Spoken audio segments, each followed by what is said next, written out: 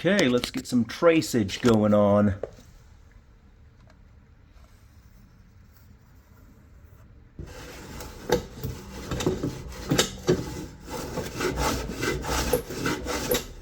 No, Chicky. I think this is going to look cool for the back. Just got to make sure these are planed level. Storm's coming, so I got to hurry up.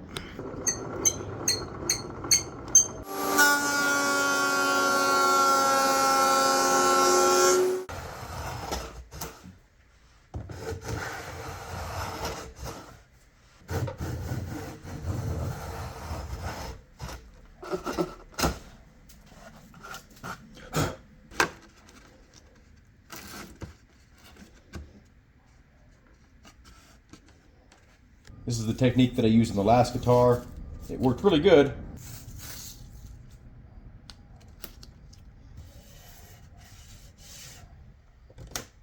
Same thing.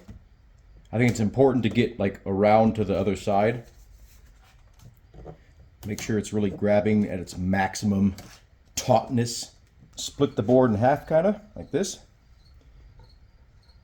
And then give her some glue.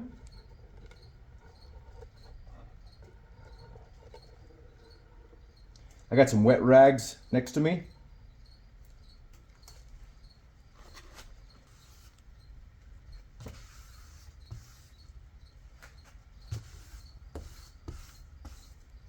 And then I tape some on the bottom of a weight. And then there we go.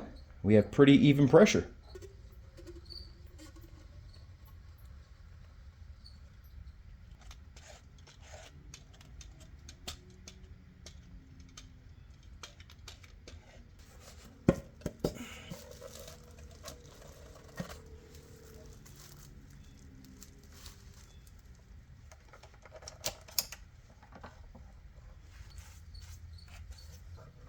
Looking like a good clean joint there.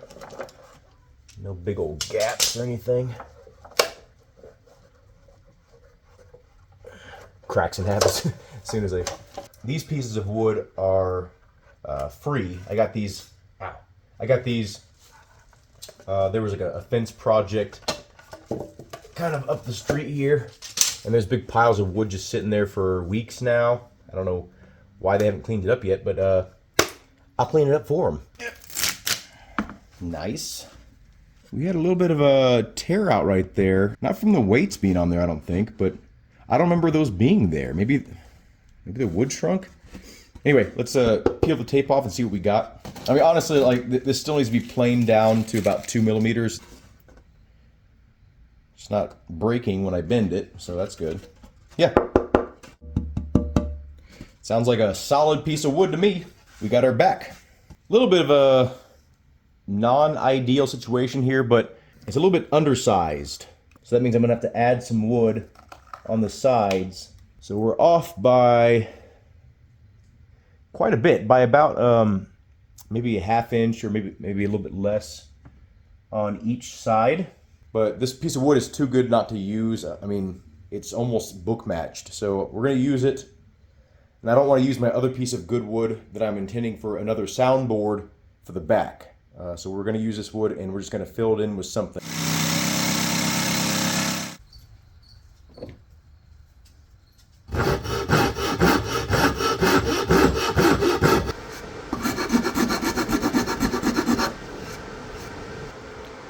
Okay. Got most of it roughed out.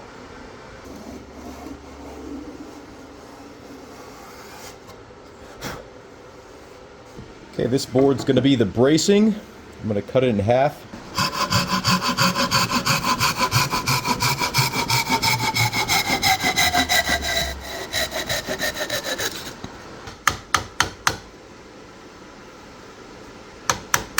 Oh.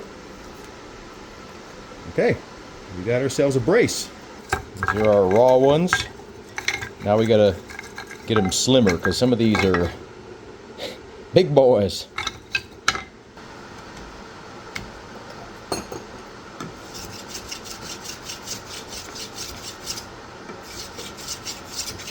They're all pretty uniform thickness. I did it all by eyeball. but I got a pretty good eyeball.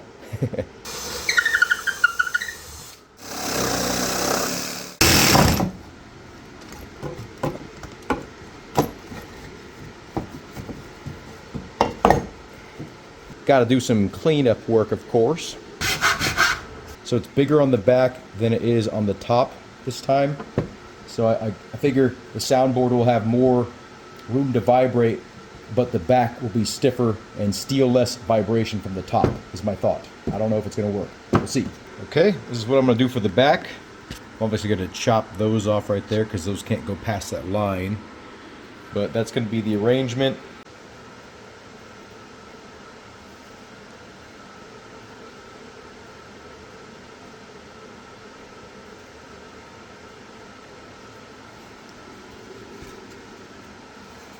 Okay. New technique I'm doing.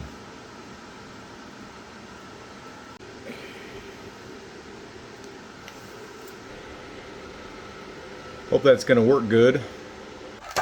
Oh, that's a good sign. Seems to be on there.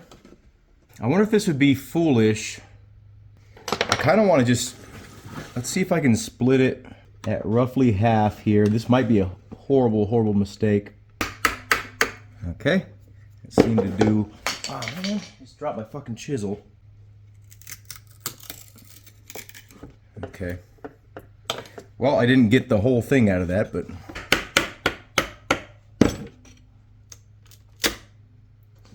Well, that went way too deep. So let's not do that again. That sucked. But we do got an extra brace we can use. You know what? Let's actually do it again.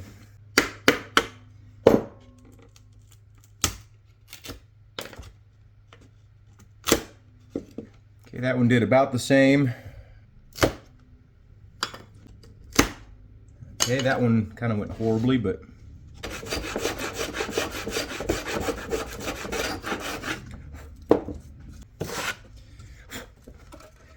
Okay, well that was a gigantic mistake, and I'm never going to do that again like that. Okay, these don't seem that much easier to carve than the that Home Depot wood I was using before. So I'm not going to buy these again after they run out. Oh, went a little bit far on that one. So this is the more delicate portion. I'm going to try to scallop these just a little bit. So last time I did a lot of scalloping. This time I'm going to go for minimal scalping. So I'm finding my start and end points here just so I have a little bit of a reference. They're not exact because, you know, it's wood. You can't really be exact with wood and hand tools. At least I can't. I'm sure a CNC machine would disagree with that, but okay. So I'm going to try to dig less deep. Okay, this is not going well.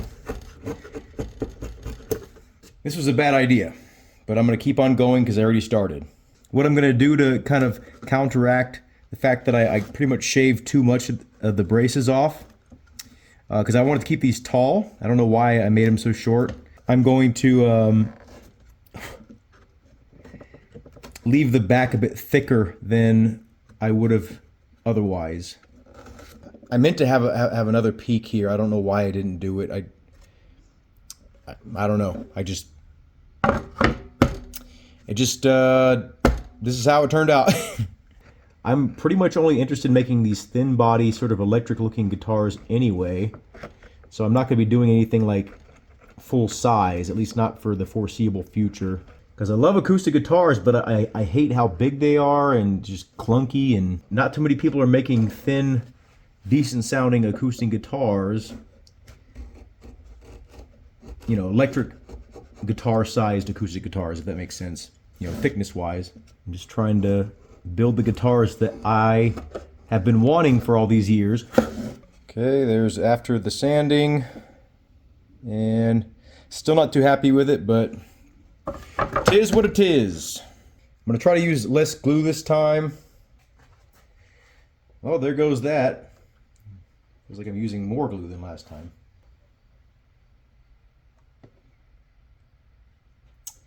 You know, I just realized I didn't prepare any of my damn clamps.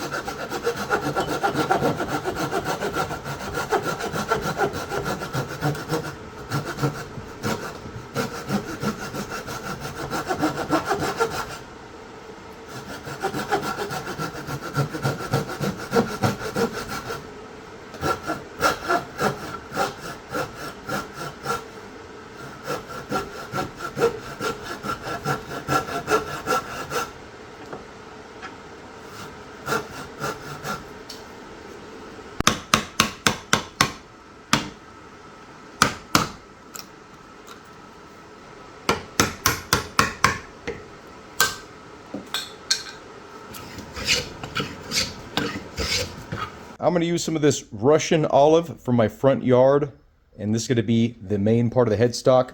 I've decided I'm going to put a strip of this sort of oak, I think it's oak, in the middle. Ha!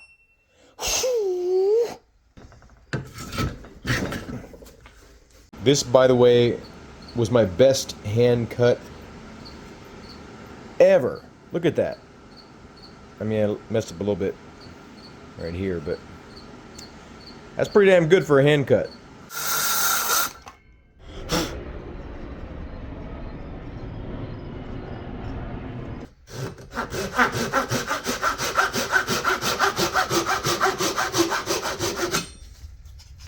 Yes, I have enough clamps on this. We got Russian olive, mahogany, and then oak in the middle. So I'm only going to use maybe like this much of the oak.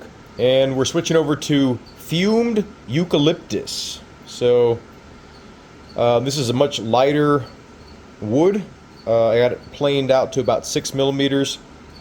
And it's going to be different, but it'll make the neck feel less heavy and have less neck dive. Okay, here's how the new headstock turned out.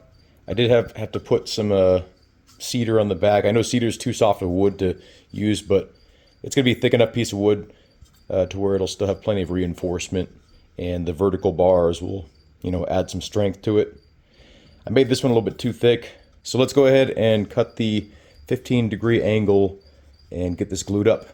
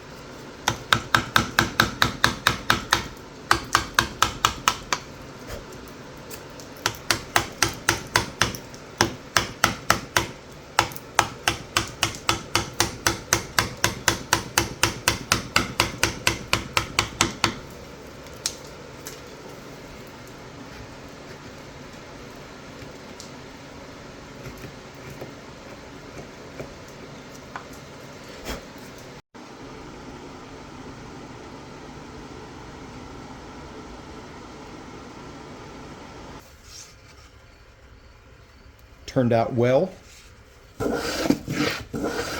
Okay, here's what I decided on. E is for end, P is for peak, and S is for scallop. So this is the design I'm going to go with. It's going to be more beefy and reinforced, shorter scallops towards the bridge and longer ones towards the ends. Here's the final result. You can see I have more aggressive scalloping towards where the bridge is going to be, and then a little bit more lax down here. Looking pretty decent.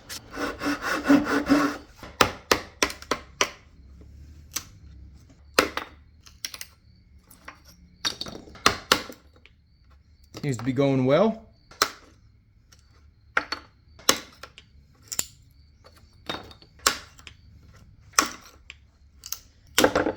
Whew, that was right on the line. That was risky. There's the joint. It's pretty all right. I messed up right there when I split the wood, but that's okay.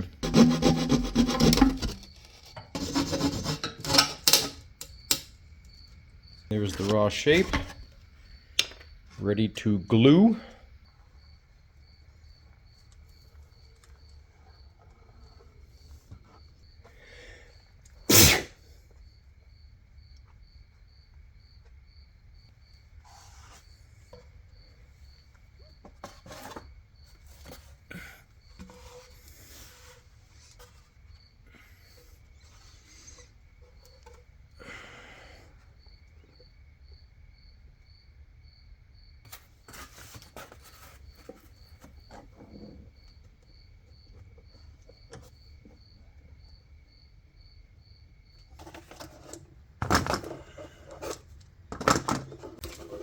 Looks like we got good adhesion.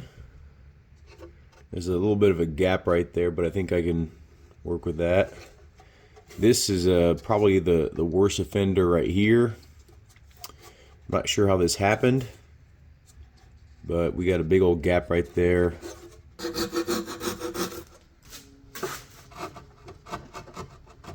I accidentally started planing this before we got the before and after, but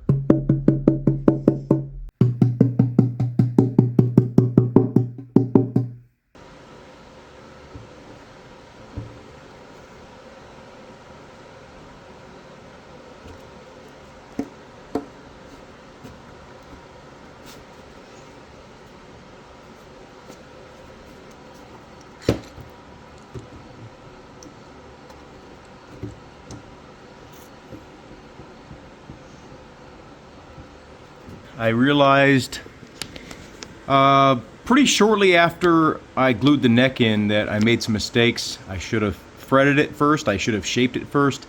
And also, I made it too narrow because I measured it when it was this much longer. So I measured out to here correctly, but then realized when I cut it to here, made this part too small. So I had to add a little section. If you can see it, it's a little mahogany strip. And I need to shave it down in a couple areas, but that's going to give us enough real estate to be able to play the high E string without it sliding off the fretboard. It is going to look a little bit weird though, because one side is going to be thicker than the other, but who knows? This might be a new trend. I originally didn't have this cut here, but I made a mistake. It's fine. I'm going to shave this down, and everything should be golden.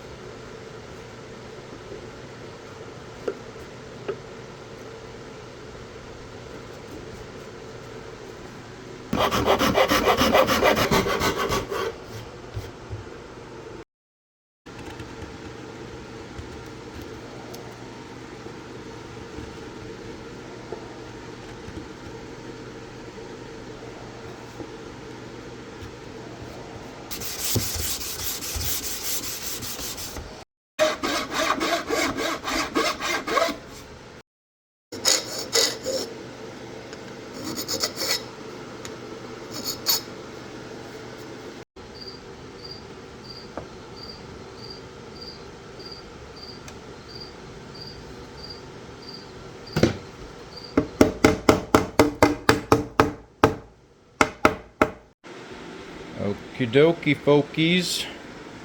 Got the frets done. Now, we gotta channel out the headstock, glue on the bridge, cut the hole in the side here, and we've got ourselves a guitar. Things can go pretty wrong here, so gotta really take this slow.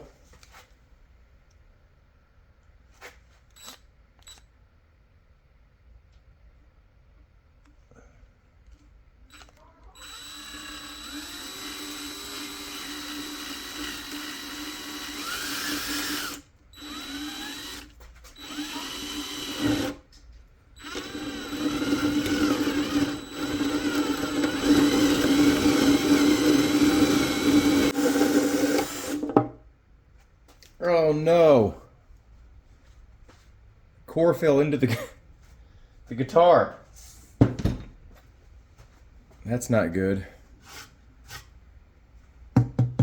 Now it's annoying when a pick gets stuck in a guitar. This is a giant piece of wood. Hopefully this comes out.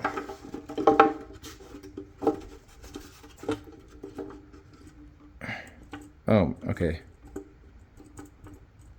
That looks wrong, doesn't it? Oh, there we go. This was a deep one. I didn't realize I made the sides so thick on this one. It's nice to be able to see the bracing again. You know, you can shine a light in there and actually see some quality work.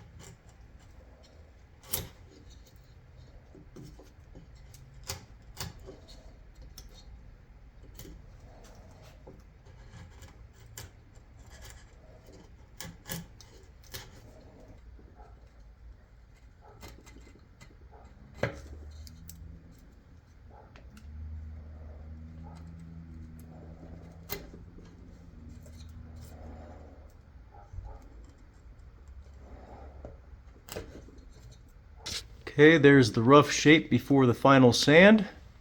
I need to adjust it a little bit right here.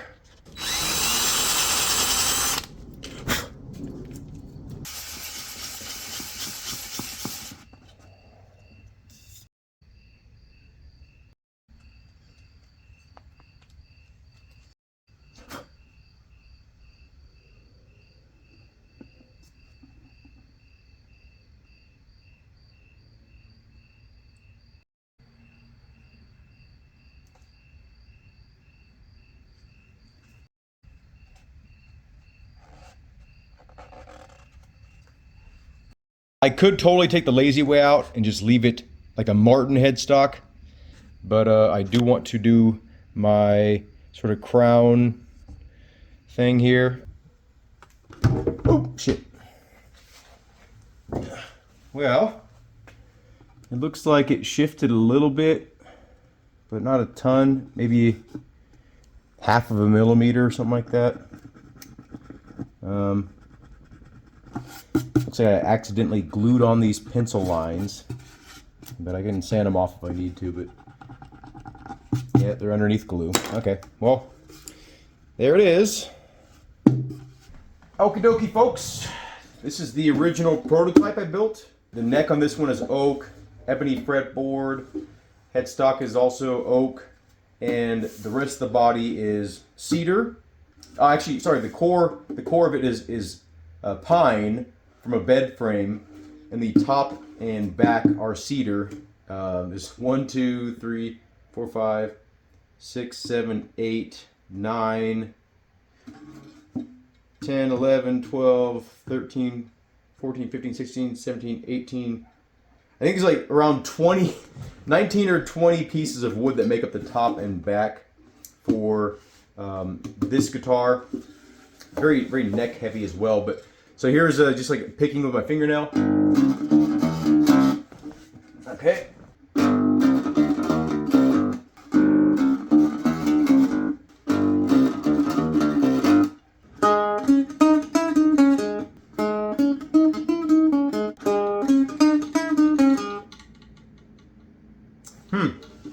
it does sound more open, but again, it could be because it's raw wood.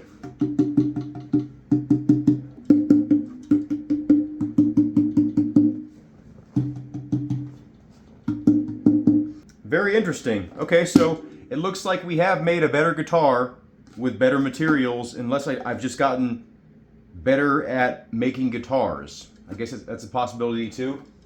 But I will say this guitar feels much lighter than this one. It could be just because the neck and the fretboard are less dense, and it also feels less neck heavy.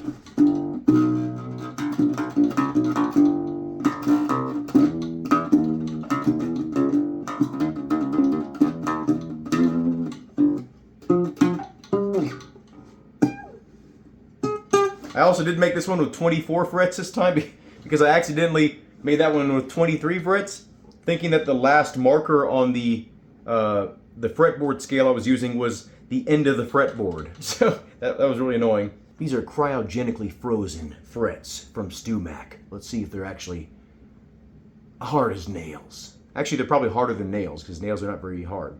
But you know what I'm saying. Ow. Bloop. Probably one of my better cuts. There's the raw shape before I smooth it out. And there she is all finished up. Let's go ahead and give her a little paint job. I'm not actually gonna paint this. We're gonna tongue it. Let's try a little bit of Formby's tongue oil. Oh my gosh.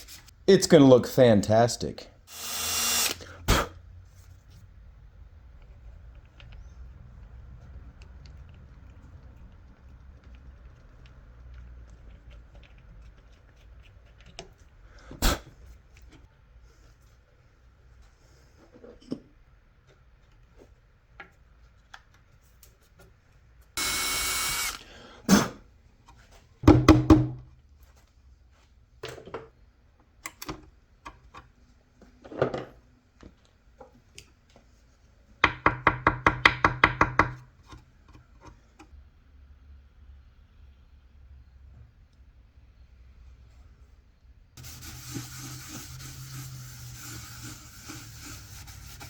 First coat's on. You can see a lot of mistakes from glue marks and such, but you know, this guitar is going to be beautiful and play amazing, I think.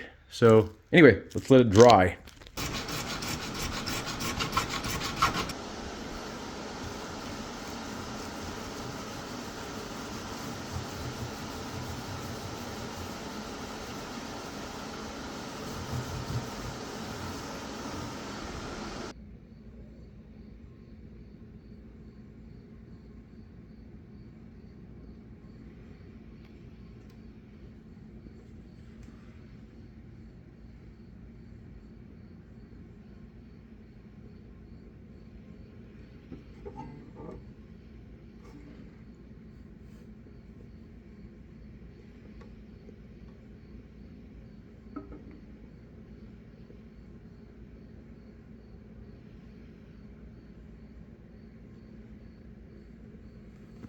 Okie dokie, here's the finished guitar.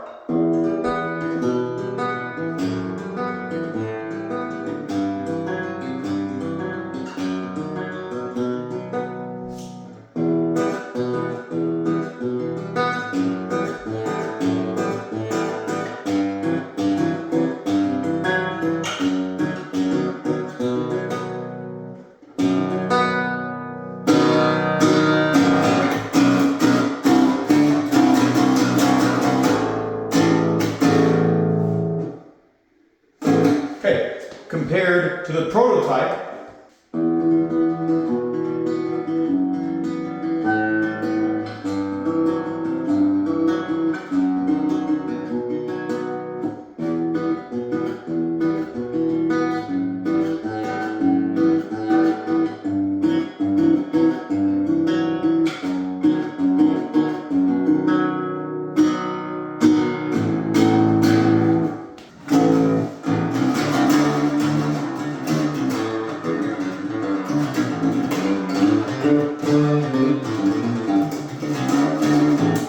this guitar definitely sounds better, more lively, more open.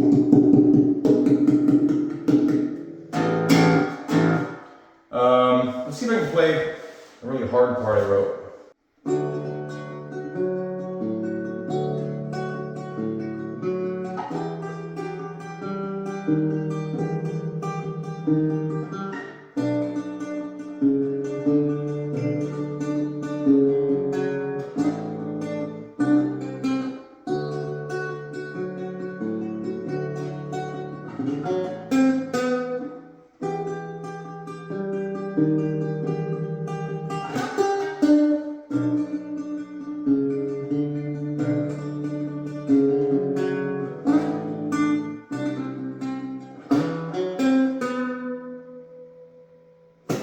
Have a good day. Thank you all for watching, and I hope to see you in a future video.